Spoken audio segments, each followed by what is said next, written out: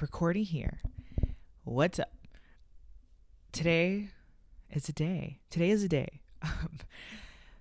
So last time I was on here, we talked about friendship, and I then thought about friendship more, and I was like, let me make another video about friendship, because I think a lot of the times there's videos out here about like relationships, like romantic ones, and our friendships also need some love. So that's why we're here today. And by no means I'm not an expert at friendships. I think I've just learned a lot in the past 2 years after my breakup, seeing what friendships can be about and having really good teachers as friends, right? Who have shown me how they're good friends to people and how they've been a good friend to me and allowed me to be a good friend to them. So today I kind of wanted to just talk about like what makes a good friend, and this is also a little bit of a therapy session for myself, and maybe it is for you too. I'm not a therapist, so disclaimer there, but it's really asking yourself like, what type of friend are you, right? And I think sometimes that question could come off as like a little rude if somebody says it in a specific tone, but it's a good question, I think, for all of us to think about is, what type of friend am I? When I look at my friends today, when I look at my friend group, when I look at the people that are closest to me, the people that I love hanging out with, like, how am I showing up for them?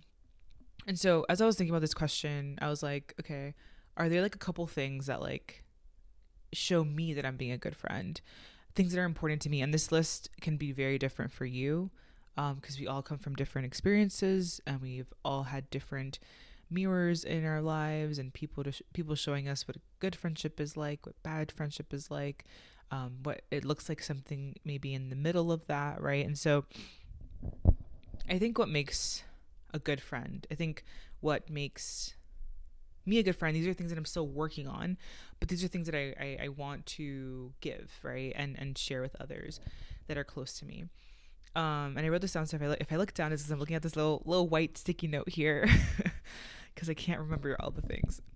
So the first one was really listening, and what it means to, when you're in a conversation, whether it's in person, especially in person, but honestly at any format.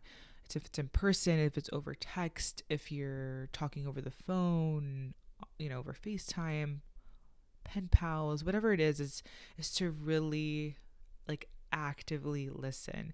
And I think that's so hard for us to do, which is really sad. It's hard for me to do sometimes. Obviously with so much noise in this world, we're always constantly looking to start the next thing and do the next thing and make sure our voices are heard.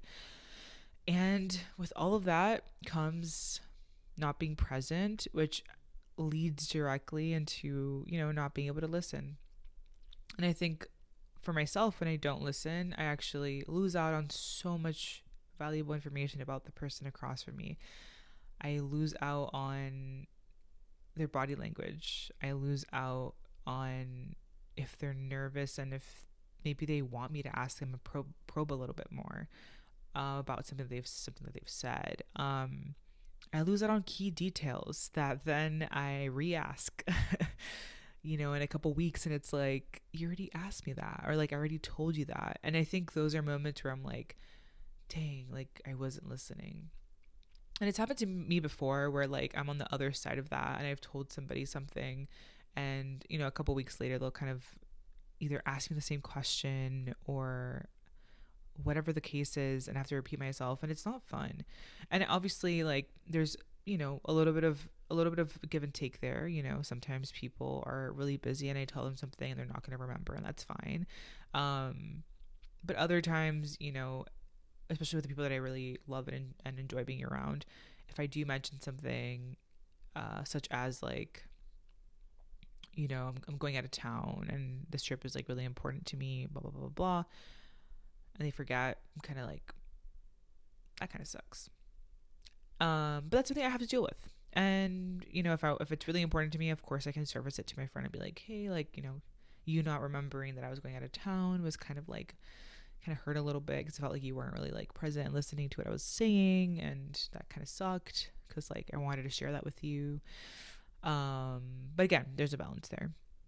So all to say is, really actively listening is something that I think is hard to do, but I think if you are able to do that for your friends, if your friends are able to do that for you, you guys are winning. You guys are a step ahead of many of many of us.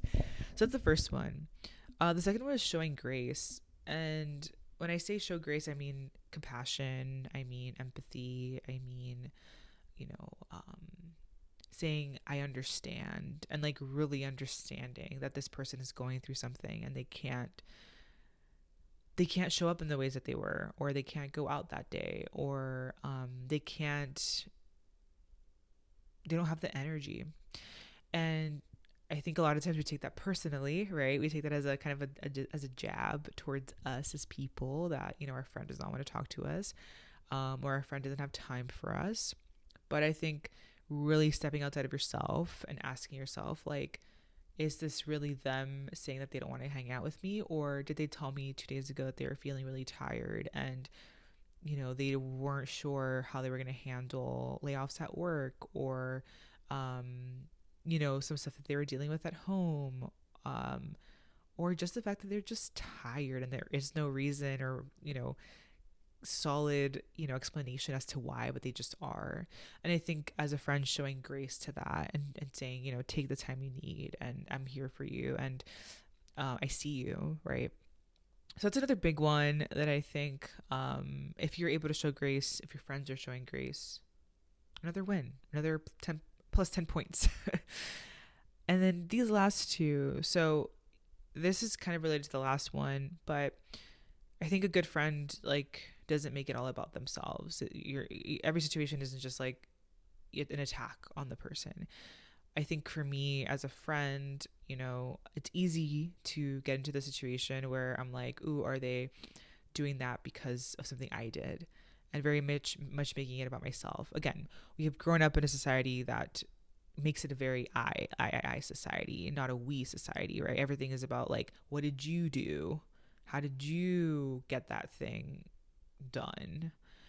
Which is fine, but it causes this kind of like weird balance, this like weird dynamic in friendships where it's the same thing, where you're like, oh, if they didn't ask me to go to that thing, it must be something about me. It must be something I did. And we just have to trust. We have to trust that it's not anything that we did. It's just that person in that moment, they're going through things, or they don't think that, you know, we should be at the thing that they're going to invite people to.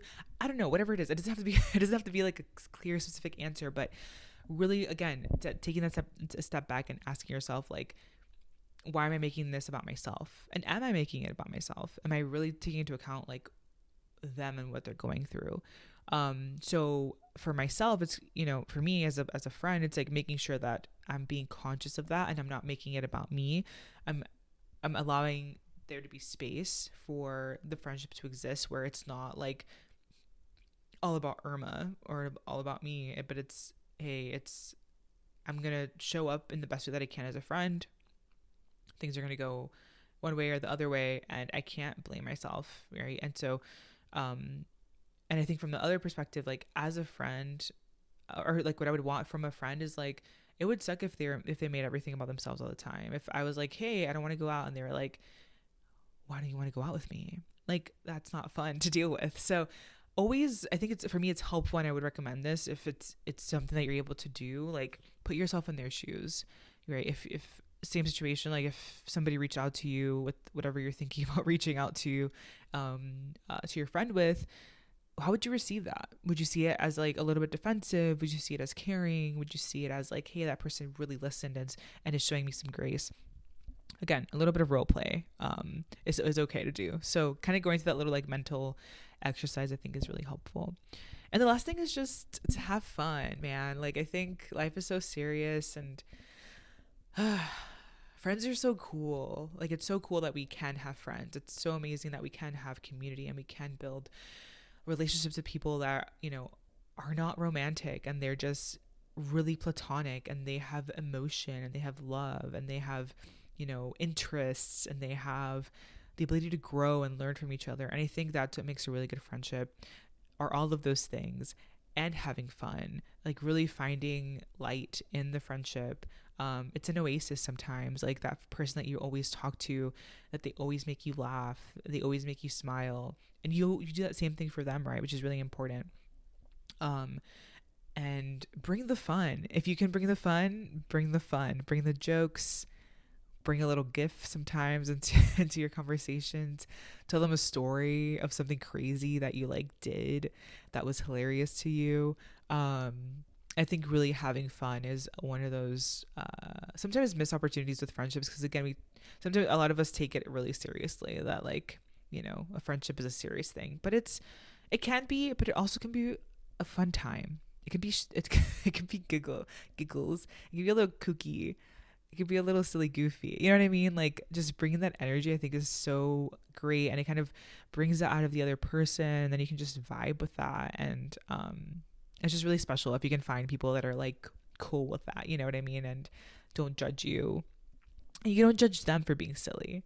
So all in all, like in your friendships, obviously there's no black and white to friendships, but as you're going through life and making new friends, like you're going to need certain things from people, they're going to need certain things from you. But again, like really taking time to listen, really taking time to show grace. Don't be self-centered unless you really have to, I guess, but like, you know, there's a healthy balance there between being selfish and selfless. Just being conscious of what that is for you, and what your friend needs. And then just have fun, like really have fun, whatever that means to you. Like just enjoy that time that you have with those people in your life that you really love. And don't forget about them. You know, if you move on, things get busy, you get into a relationship, like don't forget about the people that you were doing all these things with, because yeah, it's just really special. So that's all I got for you today. I learned some some things here, but I still have some things to work on. So that's all I got for y'all. All right, have a good one. I'll catch you in the next one, and thank you so much for watching. If you have any tips for friendships and all that jazz, let me know down below. Peace.